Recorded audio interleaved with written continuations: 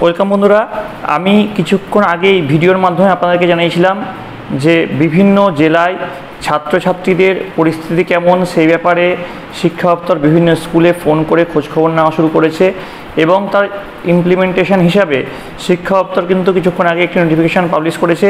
সেই নোটিফিকেশানটি আপনাদের সঙ্গে শেয়ার করব।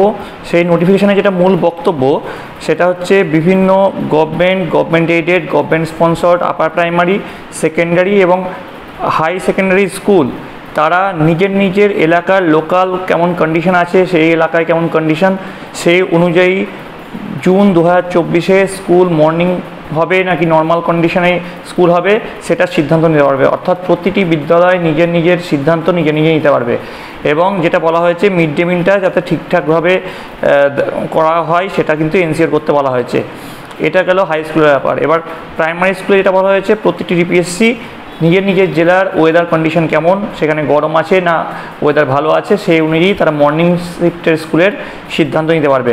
অর্থাৎ গভর্নমেন্ট কিন্তু পুরোপুরি পারমিশন দিয়ে দিল। হাই স্কুলের ক্ষেত্রে নিজের স্কুল, সেখানের ওয়েদার কন্ডিশন কেমন, সেখানে সকালে প্রাইমারি আছে কি না, সব কিছু বিবেচনা করে তারা একটা স্কুল আওয়ার্স নির্ধারণ করবে। এবং প্রাইমারির ক্ষেত্রে ডিপিএসসিগুলি নিজের জেলায় মর্নিং স্কুল চালু করার নোটিশ প্রকাশ করবে। অর্থাৎ এই ব্যাপারে গভর্নমেন্ট একটি সদর্থক পদক্ষেপ গ্রহণ করলো।